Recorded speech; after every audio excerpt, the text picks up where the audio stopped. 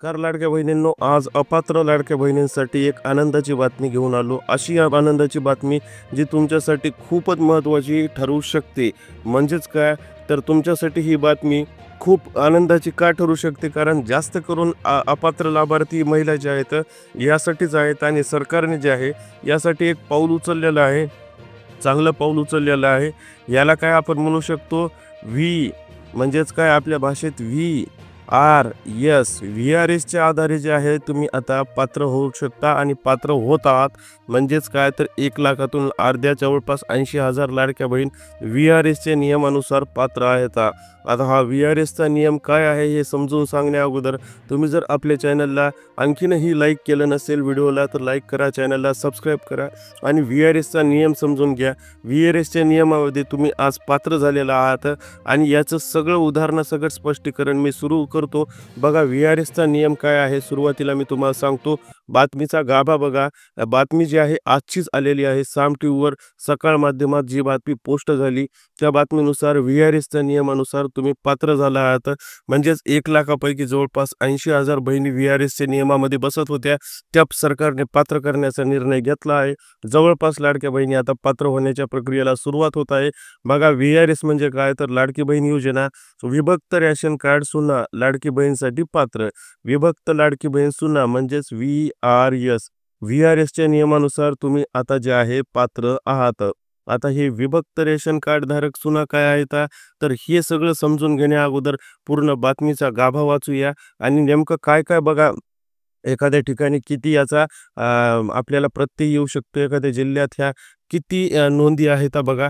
पहिले तर सुरुवात करू या बातमीची, की मुख्यमंत्री माझी लाडकी बहीण योजनेअंतर्गत सोलापूर जिल्ह्यात मोठ्या प्रमाणात पडताळणीची प्रक्रिया पूर्ण झाली असून त्यातून अनेक धक्कादायक बाबी समोर आल्या आहेत. 1,00,000हून अधिक महिलांनी पडताळणी सुरू झाली असून त्यात 83,722 महिला पात्र ठरल्या आहेत. बघा, 1,00,000हून अधिक महिलांची पडताळणीमध्ये 83,000 महिला पात्र ठरल्या. म्हणजेच काय, तर सुमारे फक्त 14,000 महिलांना वेगवेगळ्या कारणामुळे पात्रतेच्या बाहेर टाकण्यात आलं. जवळपास जर आपल्याला हा रेशो पाहायचा असेल तर मित्रांनो, 100पैकी 83% जे आहेत पात्र आहेत. जर 26 लाख अपात्र लाडक्या बहिणी आहेत तर त्याच्यापैकी जवळपास 22 लाख पात्र होत आहेत. 22 लाख जे आहे पात्र होत आहेत. म्हणजे याचा अर्थ लक्षात आला का लाडक्या बहिणींनो, काय आहे, की आपल्याला पात्रतेची जास्त जी आहे चिंता करायची गरज नाही. जास्त करून पात्रच होत आहेत. आता बघा, प्रमुख निष्कर्ष, तब्बल 10,000 महिलांना दिलेल्या पत्त्यावर सापडल्या नाहीत. अपात्र ज्या महिला झाल्यात का, ते 10,000 महिला अपात्र ज्या झाल्यात त्या पत्त्यावरच सापडल्या नाहीत. विभक्त रेशन कार्ड असलेल्या सुना आणि मुलींचा लाभ कायम राहणार. विभक्त रेशन कार्ड ही सगळ्यात मोठी कन्सेप्ट आहे, जी मी तुम्हाला समजून सांगणार आहे. यानंतर मात्र चुकीचा आधार क्रमांक व खोट्या पत्त्यामुळे योजनेत गोंधळ. आता चुकीचा आधार कार्ड व खोटे पत्ते जर तुम्ही दिले असतील, तात्पुरता काही भरला असेल, तर त्यामुळे योजनेत गोंधळ. शेवटी कसं असतं, हे काय AI सिस्टीम नाही आहे.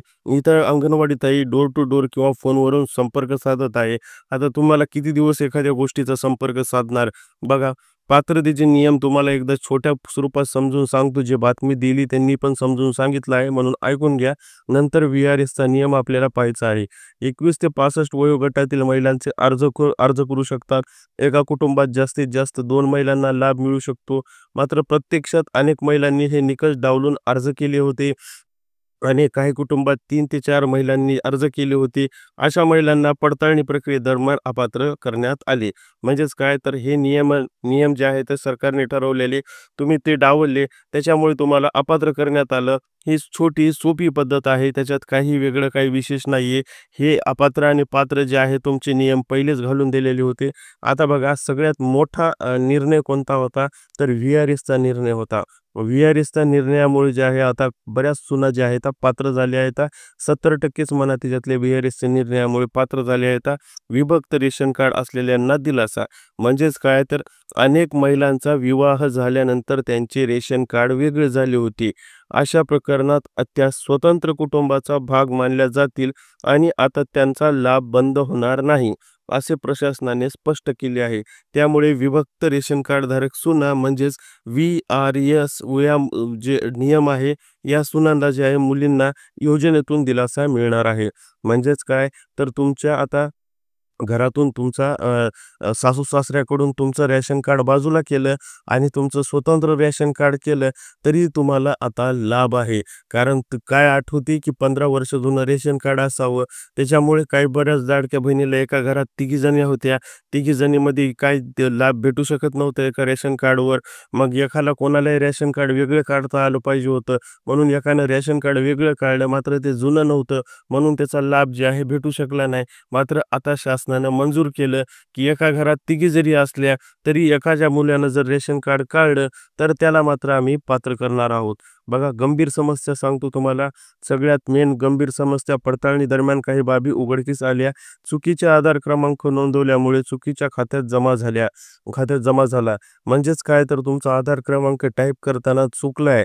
त्यामुळे जे आहे लाभ जे आहे दुसऱ्याच्याच खात्यात जमा झाला आणि ह्याही गंभीर समस्या ज्या आहेत सरकारला. आता तुम्ही म्हणाल आमचं तसं नाही झालं, पण बघा लाखो नाही कोट्यावधी लोकांची केस आहे. यामध्ये अशा समस्या उद्भवत आहेत.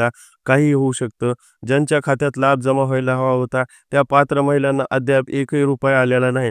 ही सगळ्यात मोठी दुःखद समस्या आहे, की ओरिजिनल ज्या गरीब महिला होत्या, ज्यांच्याकडे लाभ भेटायला पाहिजे होता, त्यांना जे आहे आणखीनही भेटला नाही.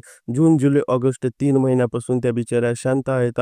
पडताळणीच्या नावाखाली त्यांना जे आहे तोंडावर बोट ठेवावं लागत होतं. मात्र आता जास्त दिवस ही पडताळणी चालणार नाहीये. जास्त दिवस या गोष्टीचा छडा लागल्याशिवाय आता जे आहे छडा लागतच आहे. माझ्या माहितीप्रमाणे पुढच्या महिन्यात सगळे पैसे एकत्र देतील, दिवाळीचं गिफ्टच मानून देतील. बघा, आता चुकीच्या खात्यात गेलेला पैसा वसूल करून मूळ पात्र महिलांच्या खात्यात जमा करण्याचे आवाहन प्रशासनानं केले. ही तर वसुली होणं आवश्यकच होतं. त्याचा काही तुम्हाला विषयच नव्हता. बघा, शासनाचा दिलासा मेन काय आहे, तर लाडकी बहीण योजनेच्या अंमलबजावणीत सुरुवातीला महिलांमध्ये प्रचंड उत्साह दिसून आला होता. मात्र चुकीचे अर्ज, खोटे पत्ते, चुकीचे आधार क्रमांक आणि एकाच कुटुंबातील अनेक अर्ज यामुळे प्रशासनाला ताण सहन करावा लागत आहे. तरी देखील शासनाने स्पष्ट केले आहे, की पात्र महिलांचे लाभ बंद होणार नाही. त्यामुळे राज्यातील लाडक्या बहिणींना दिलासा मिळणार आहे. तुमचा लाभ 5 वर्ष पुढील बंद होणार नाही. मात्र आता एक VRSच्या नियमामुळे जे आहे विभक्त रेशन कार्डच्या सुनामध्ये जे आहे आपल्याला पाहायला भेटतं, की जवळपास 70 ते 80% जे आहे त्या सुना यामध्ये पास होणार आहेत. आणि एक छोटा सर्व्हे मी आज तुम्हाला जे दाखवला होता, बातमी जी दाखवली होती, की सोलापूर जिल्ह्यात 1,00,000पैकी 83,000 जे आहेत पात्र झाले. तर त्याच्यामुळे घाबरण्याची गरज काय आहे तुम्हाला? म्हणजे तुमच्याही जिल्ह्यामध्ये जे आहे, प्रत्येक जिल्ह्यामध्ये ही वस्तुस्थिती आहे. कारण त्यांनी जे डाटा टाकला होता त्याच वेळेस त्यांनी स्पष्ट केले होते, की आम्हाला वरून डाटा आलेला आहे, हे काही कंप्लीट नाही आहे. आम्हाला आता ग्राउंड लेव्हलला याची तपासणी करावी लागेल आणि मगच आम्हाला कळेल, की याच्यात सत्य काय, असत्य काय. काही जणांचं तर क्षुल्लक कारणावरून कधी आधार नंबर चुकला, रेशन कार्डचं नाव आणि स्वतःच्या खात्याचं नाव मिळतं नसेल, किंवा तुम्ही फॉर्म भरल्याचं नाव आणि रेशन कार्डचं नाव मिळतं नसेल, अशा छोट्या-छोट्या कारणामुळे रिजेक्ट झालेले होते. सगळ्यांना लाभ भेटणार आहे. जे ॲक्चुअलच सरकारी कर्मचारी असो, जे ॲक्चुअलच जे आहे तर खरंच त्यामध्ये बसत नसतील, त्यांनाच फक्त लाभ भेटणार नाही. मात्र तुम्हाला आता घाबरायची गरज आहे का? तर बिलकुल नाही. जे तुम्ही स्वतः यामध्ये लाभार्थी असाल आणि तुमचा लाभ बंद झाला असेल, तरी आता जे आहे या दिवाळीपर्यंत माझ्या माहितीप्रमाणे तुमचा लाभ चालू करून तुम्हाला 6,000 पर्यंतची रक्कम भेटू शकते.